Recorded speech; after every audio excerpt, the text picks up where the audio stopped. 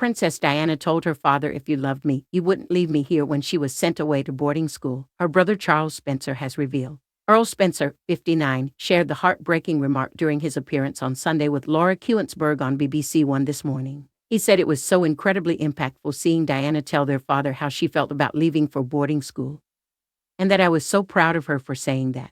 Harles also reiterated his own stance on boarding schools, telling Ms Kuenssberg, "Personally, any child under 13, I don't think they should be sent away. They can't understand what is going on." Earl Spencer released his memoir, A Very Private School, last week, revealing horrific details about the physical and sexual abuse he suffered during his childhood, while he was educated at Madewell Hall Boarding School in Northamptonshire the 1970s. Diana was sent to Riddlesworth Hall, in Norfolk, at the age of 9 after her mother, Frances Roch, left her father John for wallpaper millionaire Peter Shankid. The boarding school first opened as an independent girls' school in 1946, before it was forced to close due to facing unprecedented financial challenges in April last year. Diana was sent to the prep school in 1970, 3 years after her parents separated, and stayed at Riddlesworth Hall, which lies between Thetford and Diss in Norfolk, between the ages of 9 and 12. Young Diana initially told her father that she did not want to go to the boarding school, but he instead took a photo of his daughter sat on a trunk in her pleated skirt and red cardigan school uniform.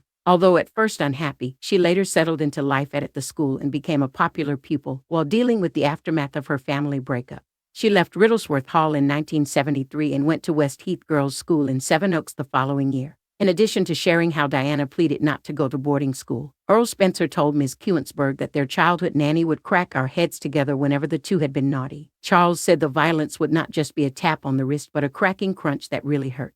The Earl also revealed that his older sisters had been piled with laxatives as a punishment from a different nanny. A different nanny was punishing them by ladling laxatives down them, and my parents couldn't work out why they were constantly ill, he said. Charles made it clear that he did not blame his parents. They did their best, like 98% of parents do, and lamented that they did not know. Although he remained firm in his defense of his parents, he did highlight that this showed the disconnect between parents and children in these privileged families.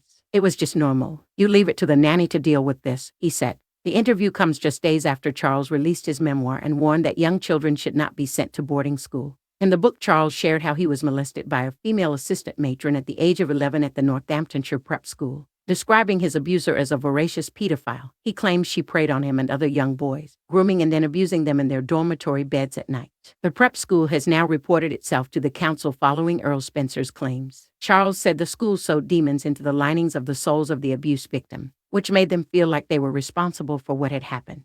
The Earl explained how he was only able to process the trauma when he tried a new form of therapy called the Hoffman process, which aims to resolve negative behavioral patterns. The book also detailed how John Porch, the terrifying and sadistic head teacher of the exclusive prep school, inflicted brutal beatings, seemingly gaining sexual pleasure from the violence. Charles, in an interview on Lorraine Kelly's show last week, warned against sending young children to boarding school. "I think being sent away at a very delicate age such as 7 or 8 is really, I don't support that at all," he said.